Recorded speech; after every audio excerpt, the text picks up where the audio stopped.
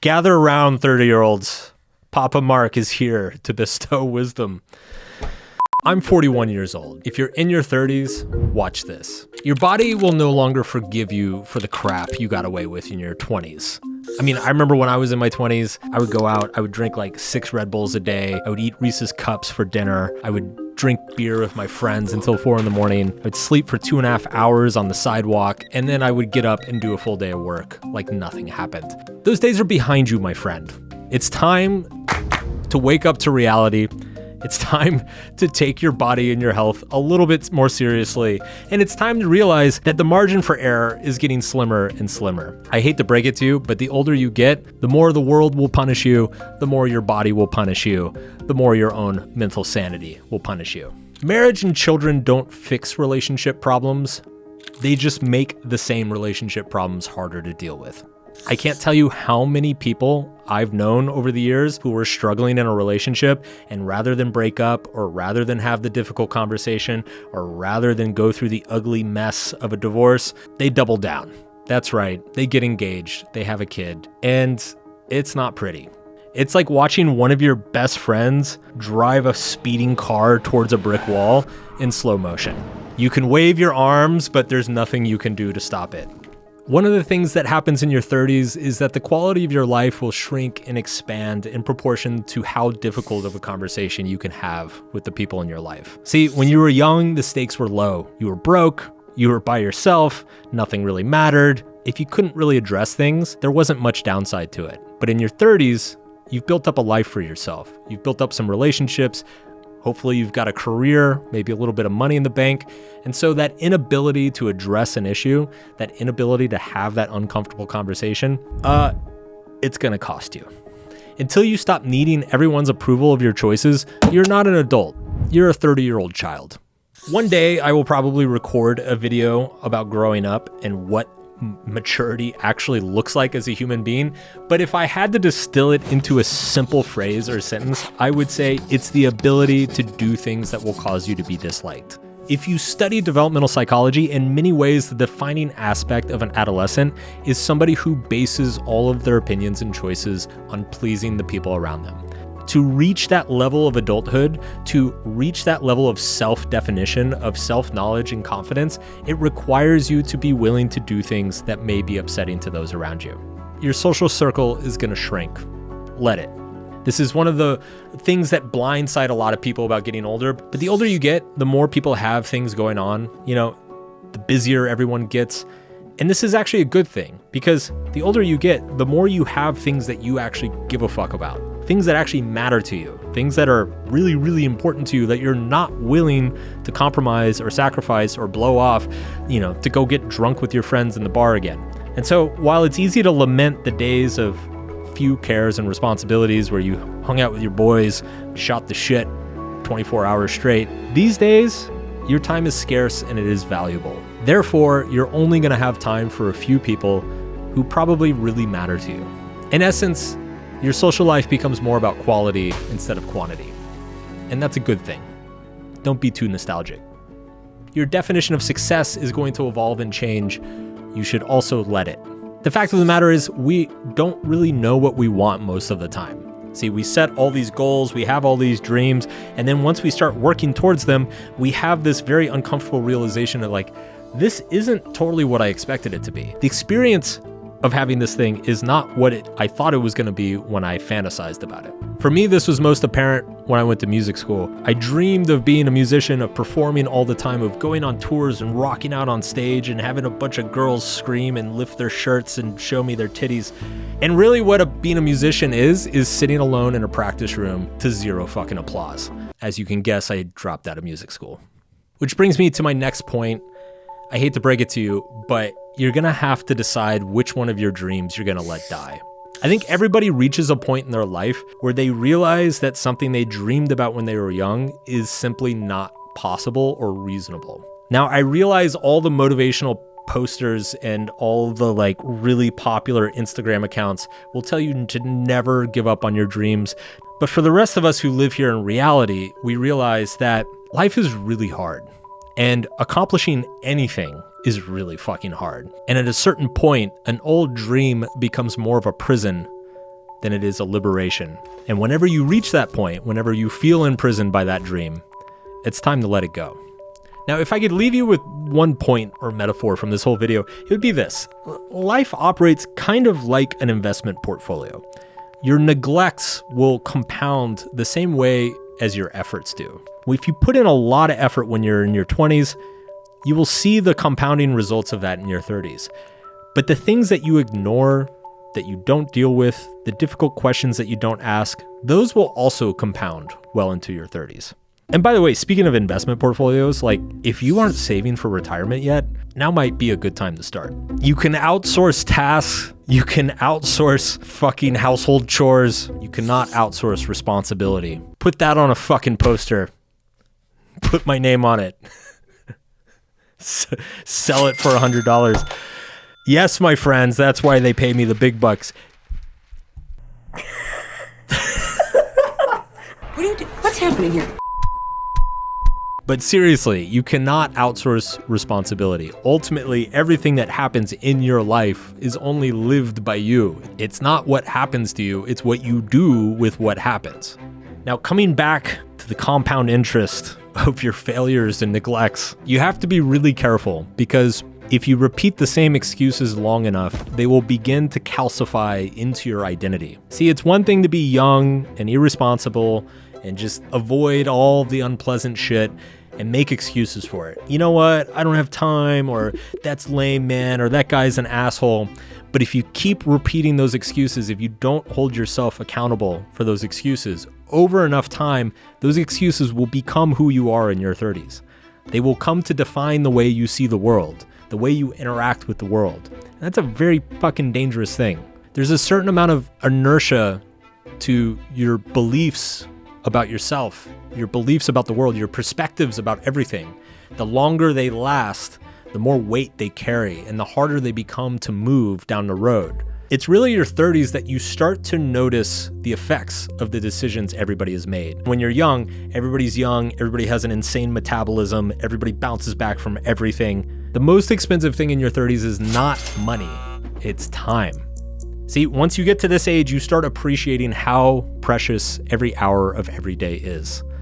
How every minute needs to be invested in something valuable or meaningful. That I don't mean like fucking becoming an obsessive productivity workaholic mental masturbator. I mean actually paying attention to what is adding value to your life and then being ruthless about editing out everything that doesn't.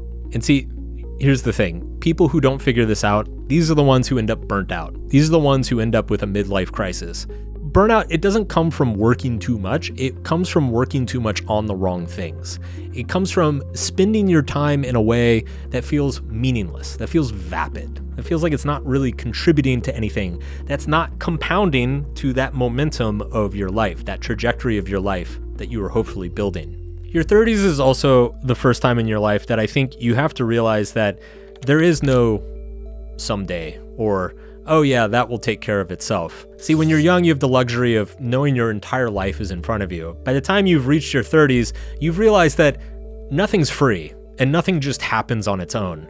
Everything takes some degree of commitment. It takes some degree of effort. It takes some degree of time. I had a number of bad habits in my 20s that I just kind of figured like, yeah, one day I'll stop that. But then I got into my 30s, in my mid 30s, my late 30s, and I'm still going out and drinking on a Wednesday night. I'm massively overweight and underslept and stressed out of my mind. I've still got things in my personal relationships that I'm not dealing with, that I'm trying to avoid. I mean, hell, I'm almost 42 and I still bite my nails. That's something that I thought I'd stop doing when I was like 18. The fact of the matter is like everything takes effort. Everything requires some degree of focus and commitment. The more you put it off, the harder it's going to become. The more inertia it will accumulate and the more effort it will take to undo. If you haven't gotten your health habits in order, this is the time to do it. The data on people with bad health habits after 40 is so much worse than people in their 30s. Like again, you've gotten away up to this point, but it's about to get so much worse. So eat a fucking vegetable, wear sunscreen, stop drinking on Tuesday nights, stop dating fuckboys. Huh? That was a hard one for me to figure, you know. I could quit the beer, but I couldn't quit the fuckboys. It was It's the story of my life. You can't life hack your way out of shitty priorities. You can't life hack your way out of fuckboys. Like, you either care about the right things or you don't. Like, this is the whole point of the not give a fuck thing. It's not about like, oh, I'm so fucking don't give a fuck. It's about focusing on the right things, caring about the right things. You can watch a million YouTube videos and learn every life hack in the book. You can macrodose your creatine and microdose your fucking ashwagandha and wake up and stare at the sun at 5:30 in the morning. But if you're fucking around with fuckboys, none of it's gonna matter. If you're wasting your fucking life, if you're in a job you hate, dating a person you hate, living in a place you hate, and none of it matters. None of it matters. You're moving the chairs around on the Titanic, my friend. We are so far off script right now.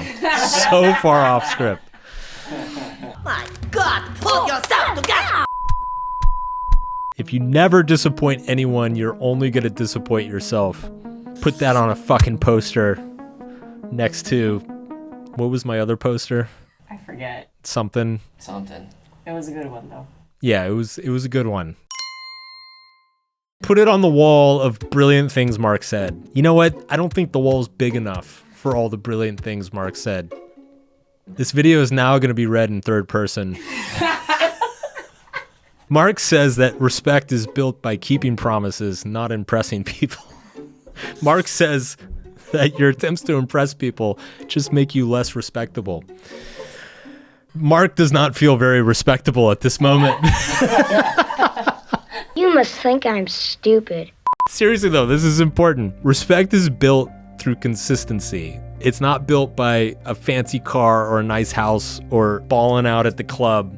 That impresses stupid, immature people. Here in reality, we look for consistency. We look for somebody who does the things that they say they're going to do, is there when they say they're going to be there, is supportive when you expect them to be supportive. By the way, that respect thing, the consistency, the impressing, that goes for yourself too. See, a lot of people, they think they'll respect themselves if they can impress themselves, right?